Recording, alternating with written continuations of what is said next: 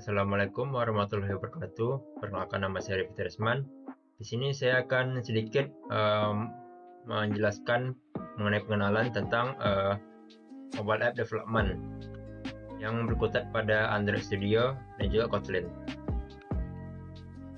Apa sih itu mobile app development? Mobile app development itu merupakan suatu proses untuk menciptakan suatu aplikasi perangkat lunak yang berjalan pada perangkat mobile seperti HP ataupun tablet. Pada platform aplikasi mobile itu ada dibagi dua kategori. Yang pertama yaitu Android, yang merupakan sistem operasi open source yang dikembangkan oleh Google. Di sini untuk Android itu biasa kita mengembangkan aplikasinya itu menggunakan IDE dari Android Studio, yang dimana biasa bahasa pemrograman yang kita pakai itu adalah Java ataupun Kotlin. Sedangkan untuk iOS itu merupakan sistem operasi yang dikembangkan oleh Apple. Kalau untuk iOS sendiri itu dia biasanya dikembangkan menggunakan IDE atau software yang bernama Xcode, yang dimana bahasa pemrograman itu paling sering menggunakan Swift. Karena kita di sini merupakan ingin mengembangkan aplikasi mobile Android mobile, maka di sini kita harus memahami sedikit mengenai Kotlin, yang dimana Kotlin sendiri ini merupakan bahasa pemrograman modern, statically typed dan multi-platform yang dikembangkan oleh JetBrains aplikasi hybrid. Mungkin untuk perlu teman-teman ingat di sini untuk Kotlin ini merupakan bahasa pemrograman yang bersifat natif dalam pengembangan Android, yang dimana natif sendiri itu yang artinya aplikasi yang kita kembangkan itu hanya dapat kita gunakan pada Android saja. Tapi pada tahun lalu itu dengan developer yang sama yaitu JetBrains aplikasi, itu mereka sudah berhasil membuat Kotlin itu mampu membuat aplikasi secara multiplatform, yang dimana kita dengan menggunakan Kotlin kita sudah bisa membuat aplikasi untuk iOS dan juga desktop. Itu kalau nggak salah mereka beri nama itu dengan Kotlin multiplatform. Lalu kenapa sih kita harus menggunakan Kotlin dibanding Java, atau kenapa sih kita harus menggunakan pada Android Studio itu sebaiknya kita menggunakan Java? Itu ada 4 alasannya. Yang pertama yaitu pengembangan aplikasi menjadi lebih cepat dan efisien. Itu karena pada Kotlin itu dia menggunakan sintaks yang lebih efisien dan lebih modern, berbeda dengan Java yang terkesan sudah lumayan lama. Kemudian pada Kotlin itu sering mengurangi kesalahan umum seperti null pointer exception, yang dimana error ini sering terjadi pada Java. Null pointer exception sendiri itu kalau nggak salah itu error terjadi ketika kita ingin mengakses suatu objek yang bernilai 0. Kemudian Kotlin itu mendukung pemrograman fungsional dan konsep pemrograman modern. Lalu yang terakhir itu Kotlin secara resmi didukung oleh Google sebagai bahasa pengembangan Android. Lalu Android Studio. Android Studio ini seperti yang tadi saya bilang itu merupakan IDE atau software utama untuk mengembangkan aplikasi Android yang dikembangkan oleh Google. Kemudian kenapa sih kita harus menggunakan Android Studio untuk mengembangkan aplikasi Android? Itu pertama karena ada fitur build up yang bernama Gradle. Gradle ini merupakan suatu fungsi untuk menguji ataupun menyusun aplikasi yang kita kembangkan. Seperti kita ingin menambahkan beberapa dependensi, maps misalnya, ataupun database, di Gradle inilah kita dapat melakukannya. Karena Android Studio sendiri itu mereka sudah secara langsung memberikan kita sebuah emulator yang sehingga kita tidak perlu untuk mendownload emulator di luar. Dan yang terakhir itu Android Studio sendiri itu diberikan dukungan penuh oleh Google Cloud Platform. Oke, mungkin itu saja untuk pengenalannya. Kita mungkin langsung mendownload Android Studio-nya.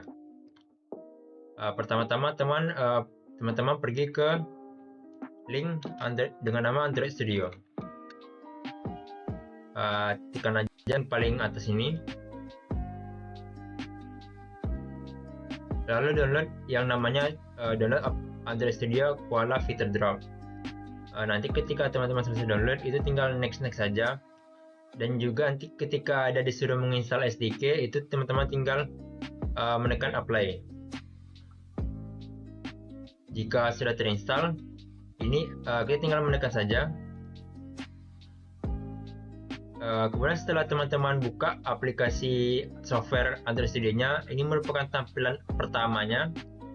Teman-teman tinggal tekan new project saja untuk membuat project barunya. Di sini ada tampilan muncul yaitu activity.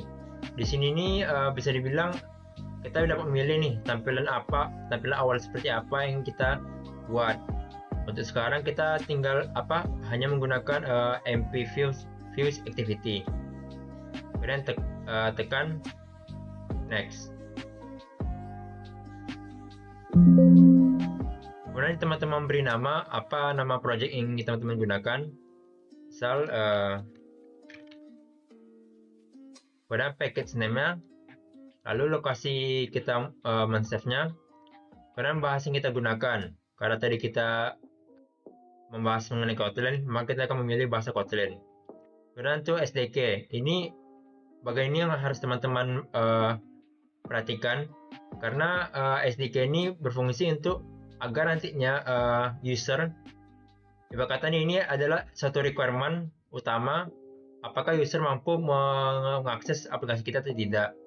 Sehingga ketika kita memilih API 28 yaitu Py Android 9, itu artinya hanya HP atau Android dengan versi 9 ke atas yang dapat mengakses aplikasi kita. Lalu untuk build konfigurasi language kita pilih yang recommend saja. Lalu teman-teman tekan finish.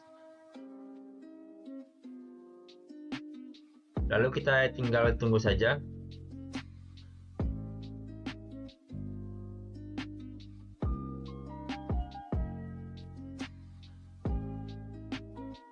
Oke, ini sudah selesai loadingnya teman-teman. Nah, ini merupakan tampilan pertama ketika kita membuka project dari Android Studio. Ini di sini teman-teman lihat ada beberapa folder. Yang pertama ini ada manifest. Ini di manifest ini biasanya kita mengatur seperti nama aplikasi kita, icon aplikasi kita, kemudian labelnya, kemudian temanya dan lain-lain. Kemudian ada folder namanya kotlin.java. Disinilah kita melakukan coding atau mengatur UI yang akan kita gunakan.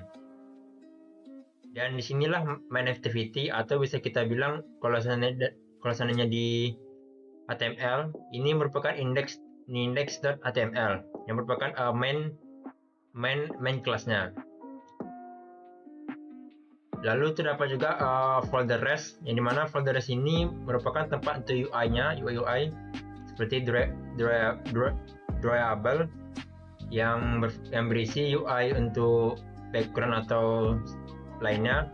Ada layout, ada map, ada value ini untuk value dari warna, ada string untuk nama, lalu ada theme sini untuk light mode dan dark mode. Lalu ada juga Gradle script yang berfungsi untuk sebagai boot up. Lalu di sini kita akan mencoba untuk pertama kalinya kita akan mencoba untuk menampilkan hello world. Itu pertama-tama kita akan pergi ke bagian layout, yaitu activity main. Activity main ini merupakan UI yang terkoneksi langsung dengan script utama kita, yaitu main activity. Ini merupakan tampilan UI bawaannya. Kita akan masuk ke mode editnya. Di sini kita akan mencoba mengganti tadi kan yang muncul di tengah tadi adalah hello world. Kita akan mencoba untuk menggantinya dengan kata-kata yang lain. Itu berada pada di sini di bagian text view. Pada bagian Android text, kita akan coba menggantinya dengan nama bebas mungkin.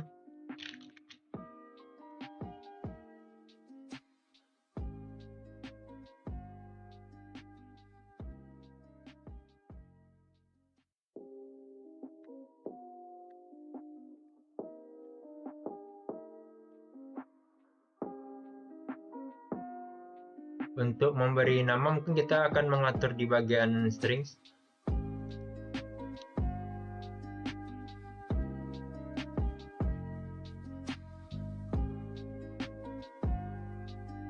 Biasa di file string ini kita menyimpan sebuah nama stringnya, sehingga nanti kenapa kita menggunakan ini itu agar kita mampu menggunakan stringnya secara fleksibel sehingga dapat kita gunakan di mana-mana. Kita tinggal buat string baru, kita kasih nama header, kita kasih nih nama apa yang ingin kita gunakan, misal halo, sehingga nantinya untuk memanggil string ini kita dapat melakukan perintah seperti ini, seperti tadi ini. Itu dengan memanggil stringnya slash nama apa, nama tadi kita buat adalah header bukan? Nah, kita pilih header.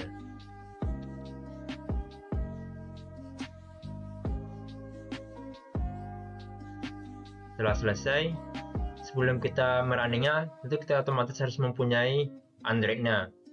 Sehingga seperti yang saya bilang tadi, pada Android Studio ini sudah langsung disediakan emulatornya. Sehingga teman-teman cukup pergi ke bagian ini, ke bagian Device Manager. Lalu teman-teman dapat melihat di sini ada bawaannya, yaitu emulatornya yang bernama Pixel Fold API 35. Untuk menambahnya, teman-teman bisa menekan tombol tambah ini, lalu create virtual device, lalu teman-teman pilih apa device yang ingin teman-teman gunakan. Jika sudah pilih next, lalu pilih versi yang ingin digunakan, lalu tekan next, lalu teman-teman tinggal beri nama dari aplikasi yang digunakan dan juga posisi dari emulatornya. Jika sudah, tinggal tekan next. Karena saya sudah memilikinya, saya tidak perlu menginstal kembali. Dan setelah itu kita tinggal melakukan running dengan memencet tombol ini, run.app. Nah, kita tunggu sebentar menjalankan emulatornya. Ini dapat teman-teman lihat, ini sudah mulai.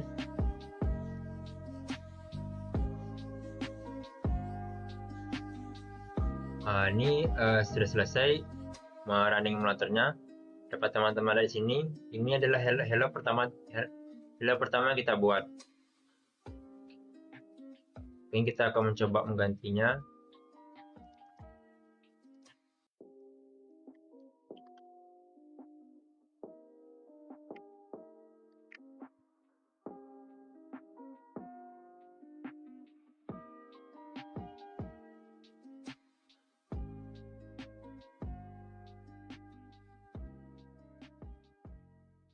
Dan sudah terganti. Mungkin untuk penjelasan mengenai activity main ini mungkin akan dijelaskan pada pertemuan berikutnya. Mungkin cukup sekian dari saya. Assalamualaikum warahmatullahi wabarakatuh.